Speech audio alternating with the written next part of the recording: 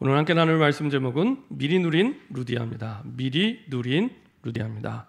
우리 좌우에 계신 분과 인사 한번 하겠습니다. 예수가 그리스도십니다. 우리 한 번 더 인사하겠습니다. 그리스도께서 모든 문제를 완전히 끝내셨습니다. 우리 마지막으로 한 번 더 인사하겠습니다. 내 인생의 결론은 세계복음화입니다. 네, 아침에 눈 뜨시면 그 마음을 담아서 잠깐 눈을 감고 가장 첫 생각을 우리가 좀 전에 했던 인사처럼 하시면 됩니다. 그런데 1분도 안 걸립니다. 그리고 밤에 주무시기 전에 이제 눈을 감으시고 조금만 좀 전에 우리가 인사했던 내용을 다시 한번 생각하시면 됩니다. 예수가 그리스도십니다. 그리스도께서 모든 문제를 완전히 끝내셨습니다. 그래서 그 다음날 아침까지 염려하지 마시고 주무시기 전에 다 털고 다 끝내고 주무셔야 됩니다. 그렇지 않으면 밤새도록 그것 때문에 악몽과 여러 가지로 시달리다가 아침에 또 일어나게 됩니다. 그래서 주무시기 전에 내가 영적으로 힘을 얻고 행복한 상태에서 주무시는 게 굉장히 중요합니다. 그 전에 한번 제주도에 한의원을 간 적이 있는데 용하다고 해서 한번 간 적이 있습니다. 근데 이제 그 한의사가 그런 얘기 하더라고요. 그 어르신들은 밤에 잠만 잘 주무셔도 굉장히 건강하시던데요. 근데 밤에 잘 주무시는 분들이 생각보다 많지 않습니다. 생각보다 밤에 잘 주무시는 분들이 많지 않습니다. 그래갖고 그때 이제 그 전해성교회 수련회 때문에 제주도를 갔을 때 방문을 했는데 이제 그 뇌출혈이 와서 몇 번 쓰러지신 장로님이 계셨는데 그분을 이제 모시고 가는데 굉장히 이제 한의사가 이제 중병이어서 약을 지으라고 얘기할 줄 알았는데 그렇게 얘기 안 하고요. 침도 안 놓고 약도 안 지어주고 밤 10시 전에만 주무시라. 그러면 된다 하고 딱 끝내더라고요. 약도 안 지어줘요. 약도 안 지어주고 침도 안 놓고 그냥 밤 10시 전에만 주무세요 하고 뭐 한 10분도 안 돼서 상담하고 딱 끝내더라고요. 그래서 많은 분들이 사실은 밤에 잠을 잘 못 주무시는구나 생각보다 많습니다. 잠만 잘 주무셔도 굉장히 건강해집니다. 그러려면 주무시기 전에 내 영적 상태가 굉장히 중요합니다. 낮에는 땀 흘려 일하고 밤에는 주무시는 게 창조 원리이기 때문에 창조 원리대로 사셔야 건강합니다. 반드시 그렇습니다. 그래서 주무시기 전에 조금만 내가 하나님이 주시는 힘을 얻고 하나님의 말씀 속에 행복한 가운데 한번 주무셔 보셔요. 그러면요 밤에 참 이 잠을 자는데 편안하게 잡니다. 아침에 일어났을 때 컨디션이 다릅니다. 밤에 내가 막 분주하게 일하다가 피곤한 상태에서 아니면 내가 늦게까지 뭐 TV를 보다가 막 이러고 잠을 자면 벌써 그 다음날 아침에 일어났을 때 제가 아무리 매주마다 주무시기 전에 1분도 안 걸립니다 얘기를 해도 하나도 기억 안 납니다. 하나도. 일단은 이제 영적 상태가 기억을 할 수 없는 영적 상태이기 때문에 1분도 안 걸리는데 어마어마한 축복이는 이 믿음의 고백도 못하게 됩니다. 그래서 주무시기 전에 조금만. 그래서 불신자들도 그걸 알아요. 그래서 일본 사람이 쓴 책 가운데 잠자기 30분 전 뭐 이런 책도 있어요. 그러니까 잠자기 30분 전에 중요한 요는 잠자기 30분 전에 중요한 일을 해라 뭐 이런 얘기입니다. 이제 뇌과학적으로도 우리 잠잘 때 뭐 이렇게 기억 저장소에 그게 딴 때보다 훨씬 각인이 많이 된대요. 내용 그런 내용인데 여튼 이제 그만큼 잠자기 전에 영적 상태가 굉장히 중요합니다. 그래서 여러분들이 조금만 믿음을 고백하면서 주무시기 전에 행복한 영적 상태로 주무셨으면 좋겠습니다. 어떤 대학생 둘이 있었는데요. 한여름에 이제 둘이 이제 그 대학 앞에는 자취방에서 잠을 자게 됐습니다. 잠을 자게 됐는데 이 두 친구가 이제 한참 잠을 자는데 이제 뭐 가난하다 보니까 이제 에어컨도 없고 선풍기를 세게 틀어놓고 잔 겁니다. 한참을 틀어놓고 자는데 이제 한 친구가 되게 더웠나 봐요. 그래서 이제 자다가 잠결에 야 약으로 틀어줘 약으로 틀어줘 이렇게 얘기를 한 겁니다. 옆에 있는 친구가 깬 줄 알고 자기도 잠결에 계속 약으로 틀어줘 약으로 틀어줘 이렇게 얘기를 한 겁니다. 근데 이제 이 친구가 아무 반응이 없거든요. 이제 반대편에 있는 친구는 또 이제 가만 잠결에 듣다가 뭐 약으로 틀어줘 아니 뭐 왜 야쿠르트를 자꾸 달래? 야쿠르트를 줘? 계속 야쿠르트를 달라는 거예요. 야쿠르트를 줘. 야, 야쿠르트 좀 줘. 이렇게 잠결에 계속. 그러니까 이제 한밤중에 무슨 야쿠르트를 달라고. 그러니까 무시하고 잔 거예요. 그러니까 나중에 이제 처음에 약으로 틀어줘라고 했던 친구가 열받아서 확 끄고 잤습니다. 둘 사이의 문제는 딴 문제가 아니라 의사소통의 문제잖아요, 그죠? 저와 그리고 우리 많은 분들이 사실은 하나님과의 의사소통에 굉장히 큰 문제를 가지고 있습니다. 사실 우리에 있는 모든 어려움은 사실은 다른 어려움이 아닙니다. 하나님과의 의사소통이 안 되고 있는 거예요. 하나님과.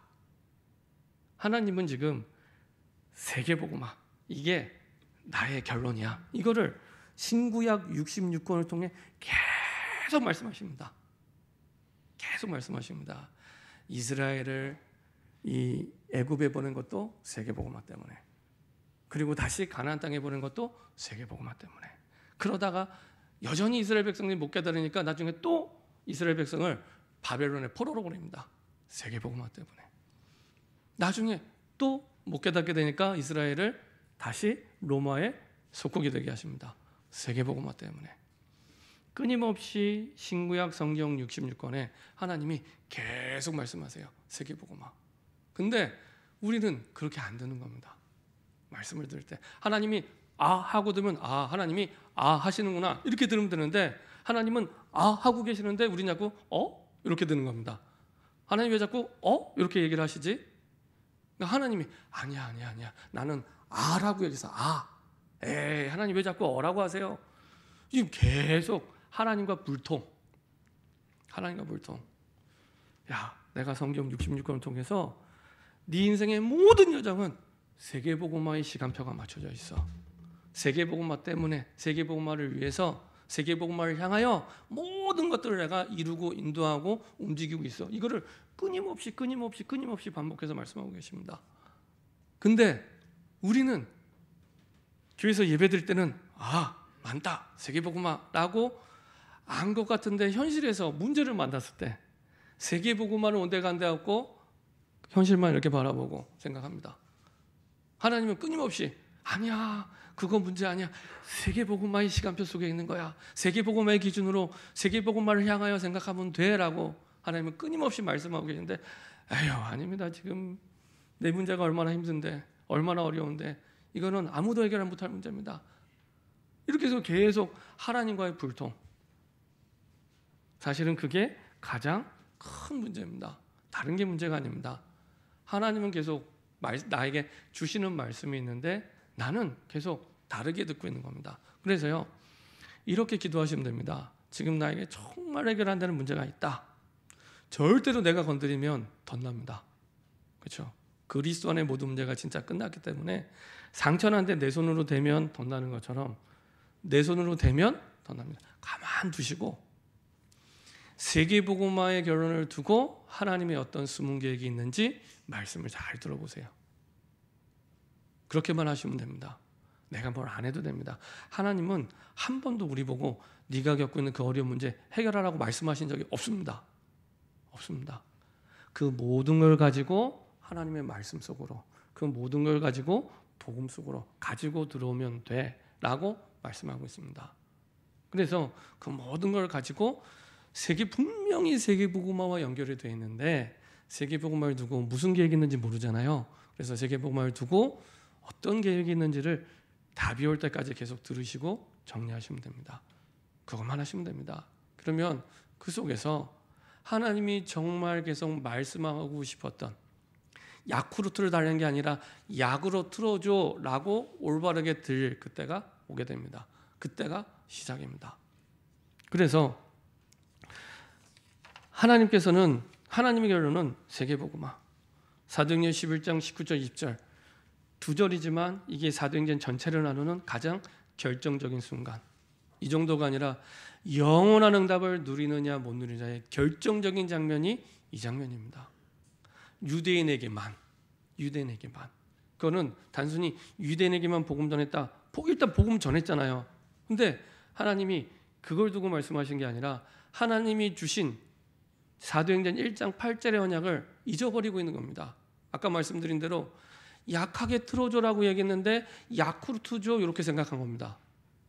그래서 예루살렘과 온 유대와 사마리아와 땅 끝까지 이르러 증인되라고 했는데 그 세계복음화의 계획은 온데간데 없고 계속 야쿠르트만 찾는 이런 상황을 얘기합니다. 그래서 이방인에게 복음을 안 전하는 겁니다. 근데 20절에 보니까요, 드디어 이방인에게도 복음 전하기 시작합니다. 그렇죠? 그는 정말로 하나님이 주신 말씀을 정확하게 기억하고 있느냐, 기억하고 못하냐, 그 차이입니다. 근데 그 차이가 영원한 차이입니다. 예루살렘과 온 유대와 사마리아, 너희들이 그토록 가기 싫어하고 짐승처럼 생각하는 그 사마리아, 그리고 너희들이 정말로 가기 절대 불가능한 땅 끝, 그게 하나님의 계획이야. 처음부터 우리를 처음부터 부르신 그 계획이 모든 민족 만민 땅 끝 세계복음화거든요. 그래서 하나님은 변함없이 그 계획 속에 그 시간표를 두고 저와 여러분들의 모든 사건, 모든 문제, 모든 일들을 그 속에서 인도하십니다.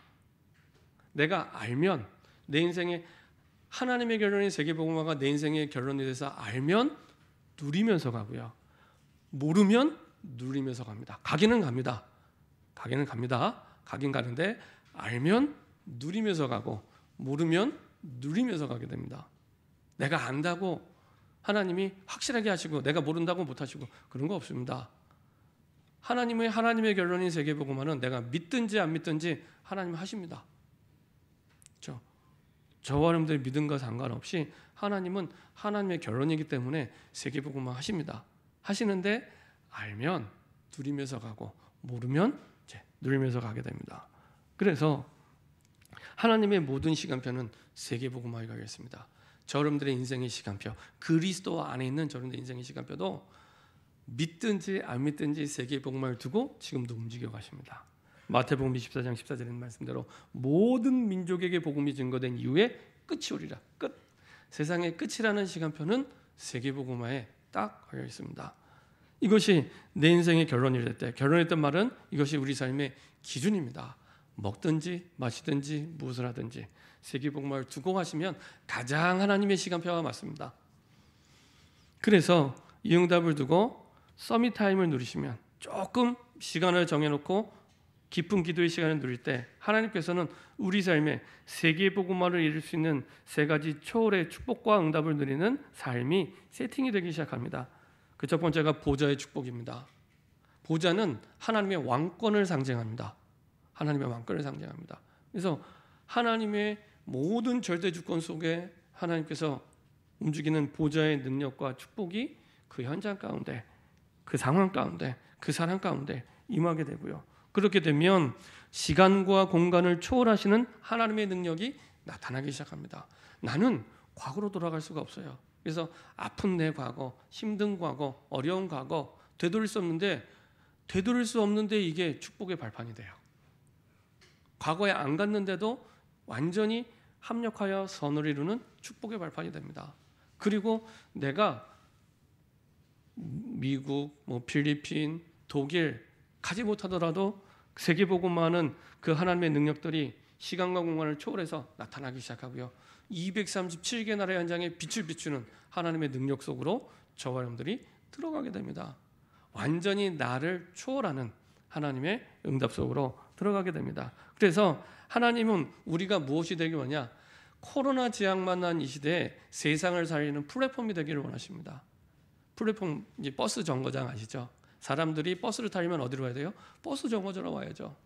지금 사람들이 코로나 재앙을 만나서 어려운 게 아닙니다.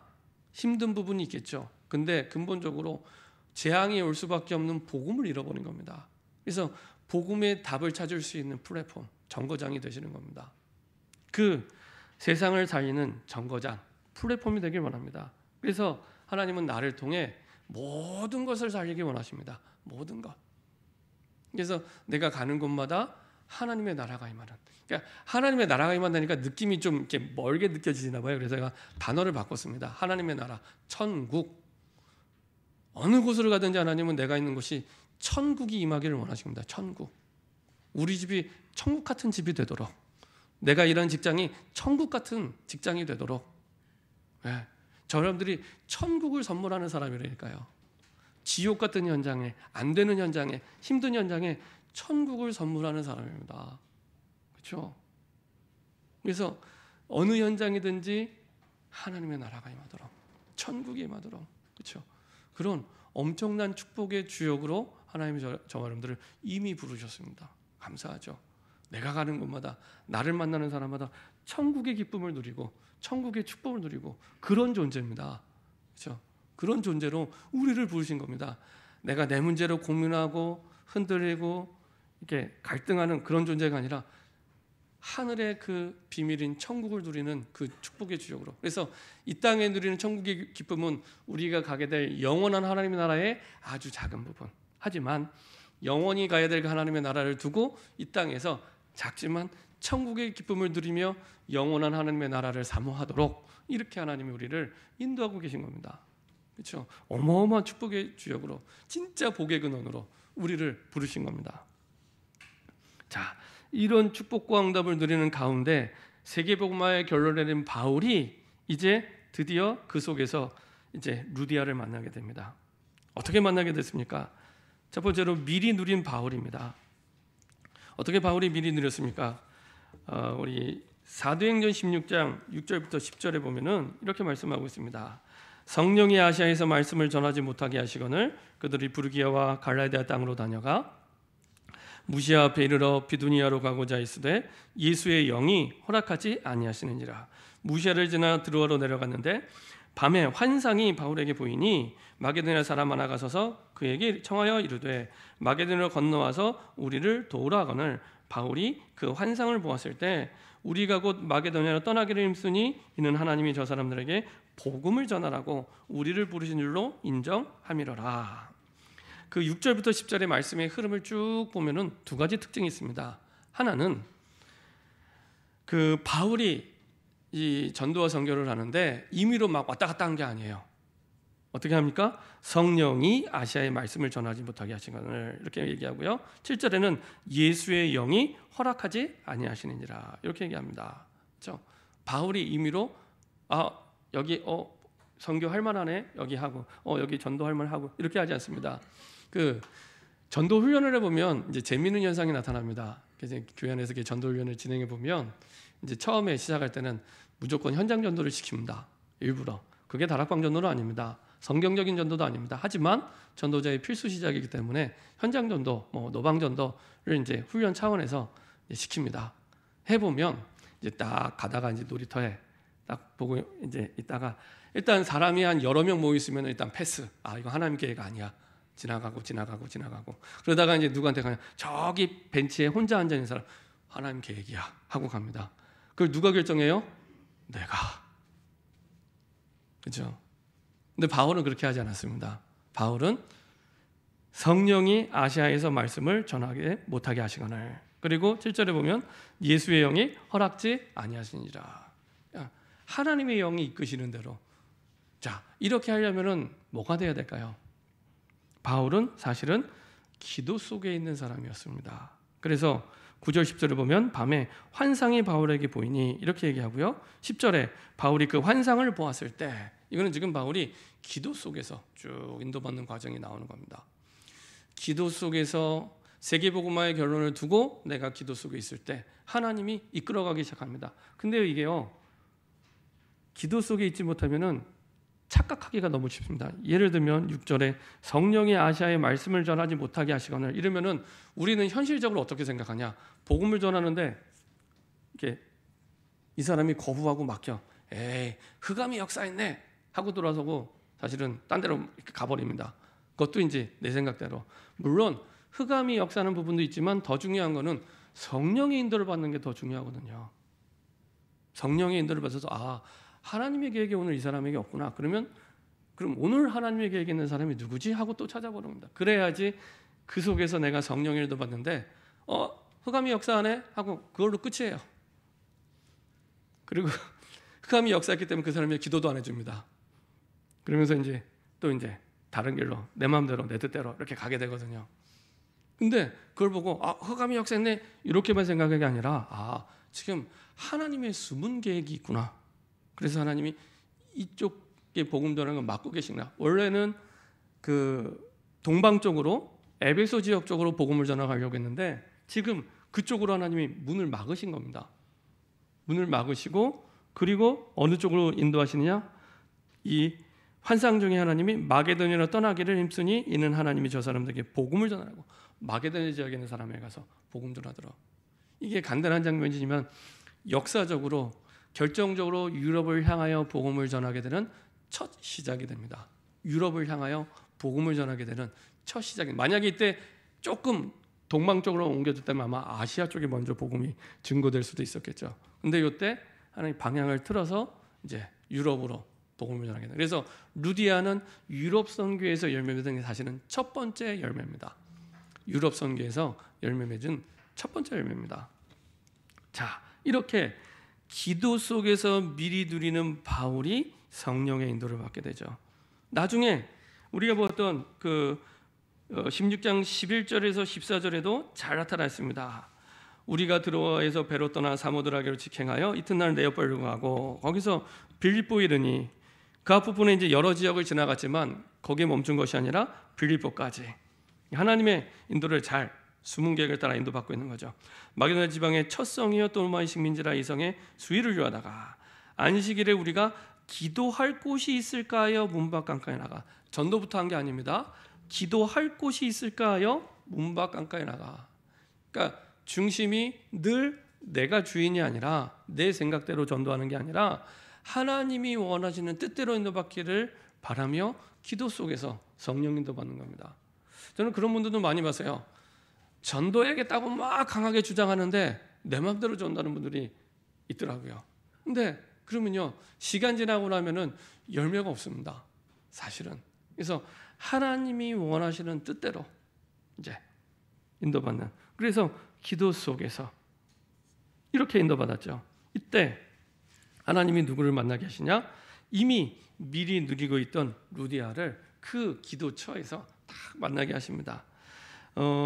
이때 당시에 유대인들은 그 유대를 떠나서 성전이 없는 유대를 떠나서 남자 10명이 모이면 보통 이렇게 회당을 만들 수 있었습니다. 근데 오늘 보았던 이 빌립보 첫성 그 마게도냐 첫성 빌립보 지역엔 회당이 없어요.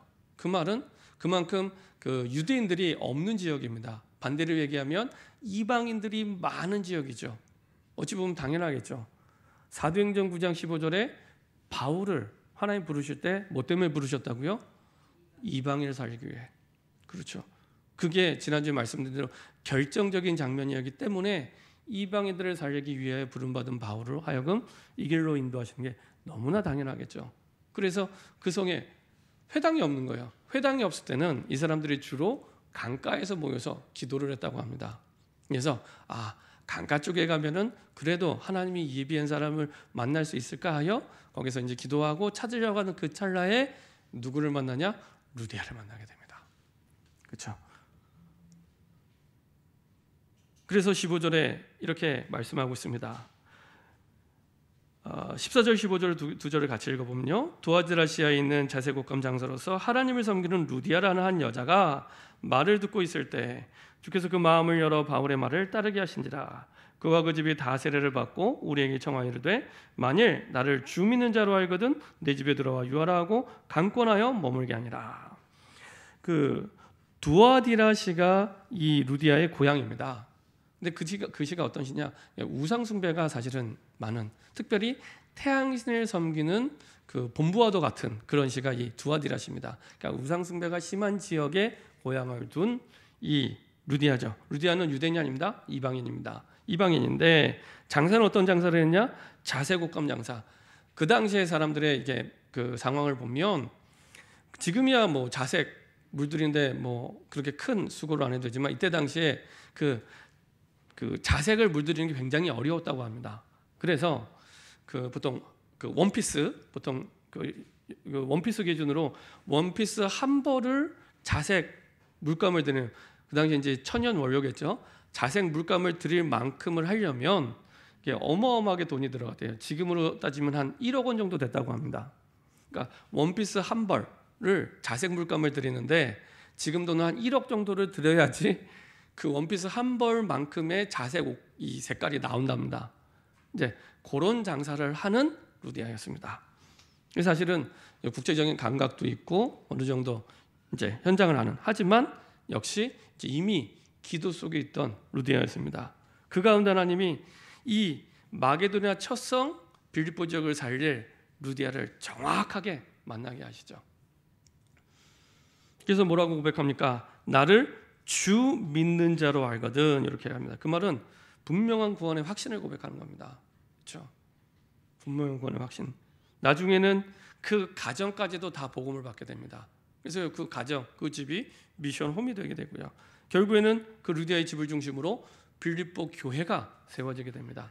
이렇게 그 현장에 그 지역을 살릴 제자를 찾고 그 뒤에 이제 하나님이 전도를 통해 전체 빌립보를 살릴 사람들을 이제 모으게 되죠. 그렇게 해서 빌립보 교회가 됩니다. 그런 이런 성경적인 전도의 흐름 속에 지금 저와 여러분들이 지금 쭉 걸어가고 있는 겁니다. 그래서 그 속에서 하나님은 미리 누린 전도를 하게 하시죠. 특별히 사도행전 16장 16절부터 18절 보면은 귀신 들린 여종이 나옵니다. 우리가 기도하는 곳에 가다가, 여기서 우리는 네 사람을 얘기합니다. 바울과 실라, 단짝인 바울과 실라, 그리고 이 사도행전을 기록한 누가, 그리고 영적 아들 디모데, 이 네 명을 얘기합니다.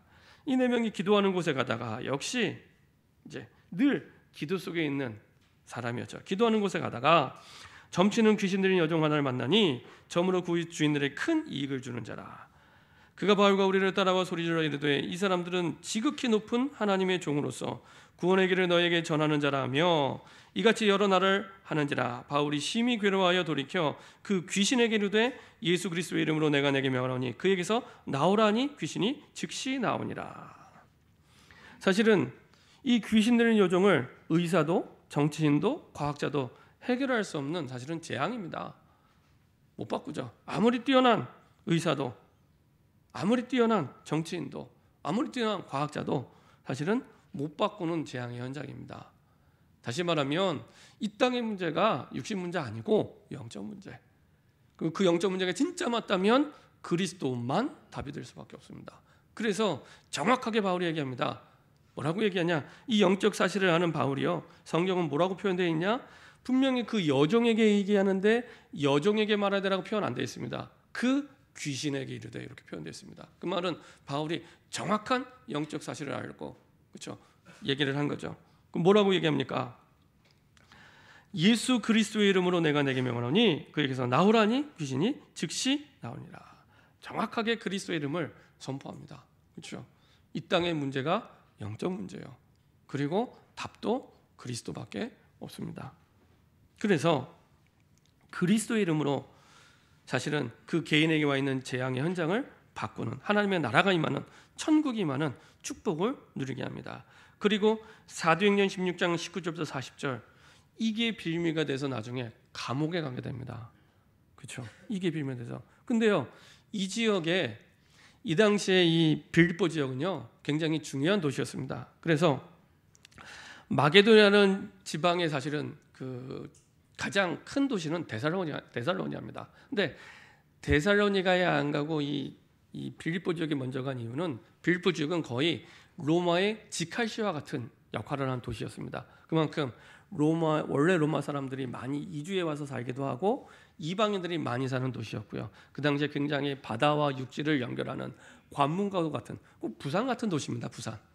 육지와 바다를 이어주는 굉장히 그 당시 무역이나 경제적으로 요충지와 같은, 그러니까 세계복음화를 두고 반드시 꼭 복음화해야 될, 제자들을 찾아야 될 중요한 황금어장이 이 빌립보 지역이었습니다. 그래서 여기에서 하나님은 바울을 먼저 가게 하셨는데, 그러다 보니까 로마 사람들이 많아요. 로마 시민권자들은 많아요.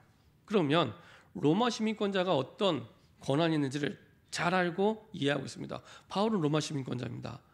로마 시민권자는 아무한테나 재판받을 수 없고 감옥에 갈 일을 만나도 사실은 쉽게 감옥에 가지 않습니다. 근데요, 아무 말 없이 순순히 감옥에 갑니다. 아무 말 없이. 왜 그럴까요? 앞부분에 사도행전 16장 6절에서 10절에 내 뜻대로 내 계획대로가 아니라 성령 인도받는 방법을 알았거든요. 내가 충분히 로마의 시민권을 쓸 수 있지만 쓰는 게 아닙니다. 완전히 하나님께 맡기고 모든 걸 인도받는 거죠. 내게 유익이 되냐 유익이 안 되냐 그게 기준이 아니라 세계복음화가 기준이기 때문에 하나님이 어떻게 인도하시는지를 완전히 맡긴 겁니다. 그래서 하나님께 나를 완전히 맡긴 삶이었습니다. 하나님의 말씀에 나를 완전히 맡기고 하나님이 이끄시는 대로. 그래서 감옥에 갔더니 나중에 그 안에서 기도하고 찬양할 때 옥토가 흔들리고 그곳에서 예비된 생명의 간수장을 만나게 하고요. 나중에 드디어 이 간수장을 통해 그 집에 있는 모든 사람이 다 구원을 받게 됩니다. 그래서 나중에 이 빌립보 교회를 이루는 중요한 발판이 되게 하시죠. 굉장히 중요한 전도의 내용에 대해서 쭉 하나님이 보여주시는 겁니다. 이렇게 사도행전 16장에서 사실은 성경적인 전도를 체험한 바울이요. 17장부터는 이제 이게 규례가 됩니다. 사도행전 16장에서는 성령의 인도받으면서 이렇게 하다가 한 지역에 들어가서 이렇게 전도하면 되는구나 확인하고 17장에 들어가서는 이게 규례가 돼서 쭉 17장, 18장, 19장까지 2차 전도 여행이 쭉 진행이 됩니다. 이렇게 해서 성경적인 전도의 축복들을 미리 누리며 예비된 제자들을 찾게 되죠. 결론입니다. 이 미리 누리는 루디아는 누구냐? 저와 여러분들입니다. 미리 누리는 루디아는 저와 여러분들입니다. 잘 생각해 보세요. 우리 지역에 나만큼 하나님이 원하시는 세계복음화 복음을 듣고 훈련받은 사람이 얼마나 있을까요? 그렇죠? 내가 사는 지역에 나만큼 복음을 듣고 또 훈련받고 살아온 사람들이 몇 사람이나 있을까요? 그렇죠? 이미 저와 여러분들은 굉장히 하나님 볼 때 중요한 사람으로 그 현장에 있게 하신 겁니다. 이미 루디아처럼 하나님이 있게 하신 겁니다. 그리고 또 다른 루디아를 찾도록 하나님이 이끄시고 계십니다. 그렇죠?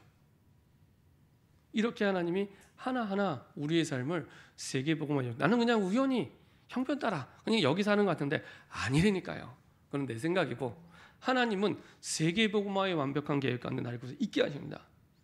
이렇게 기준이 안 되면 아까 말씀드린 하나님은 하고 얘기하고 계시는데 자꾸 우리는 라고 대답하는 건 똑같아요.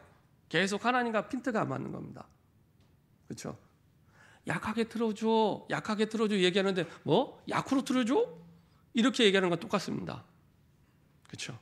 하나님은 우리를 이미 우리 지역의 루디아로, 우리 직장의 루디아로 부르셨습니다. 우리가 매번 예배 드릴 때마다 또 금요 기도할 때마다 7천 제자를 두고 기도합니다. 그냥 언뜻 생각해보면요 굉장히 까마득한 단어입니다. 237개 나라도 되게 멀게 느껴지는데 7천 제자 7천 제자.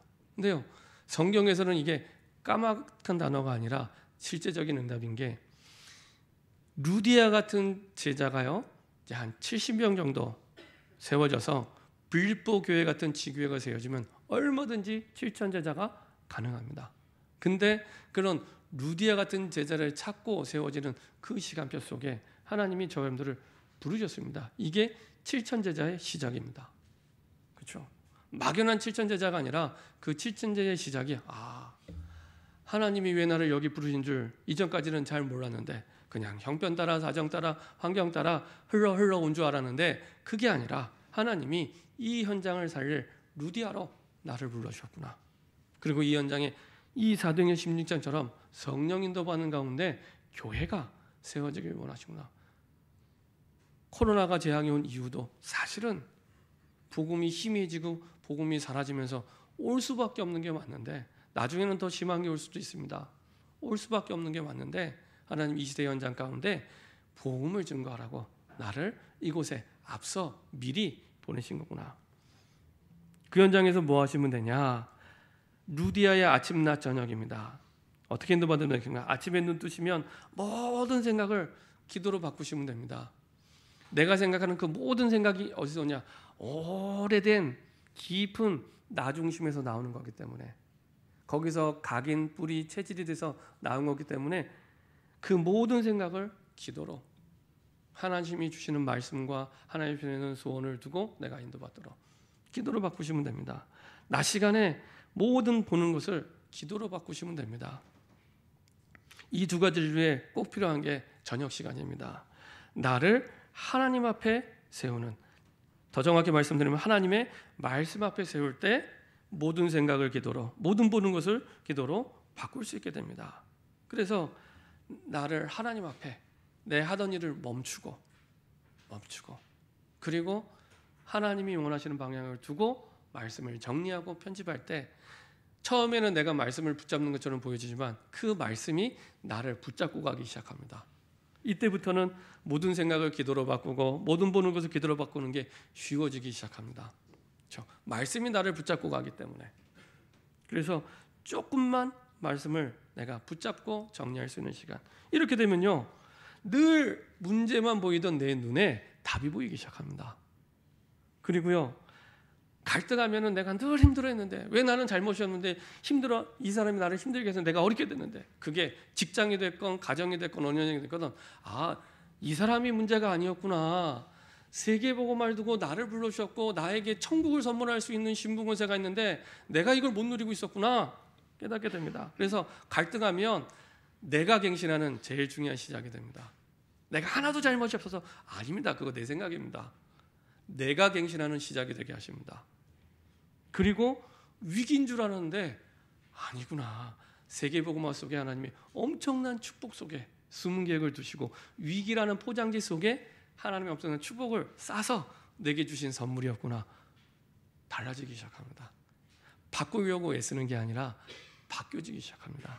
그래서 여러분들이요, 사단에게 속지 않고 루디아의 축복을 누리는 저와 여러분 되기를 소원합니다. 기도하겠습니다. 하나님 감사드립니다. 하나님의 은혜 속에 미리 누린 루디아의 응답과 축복 속에 우리를 부르심을 감사드립니다.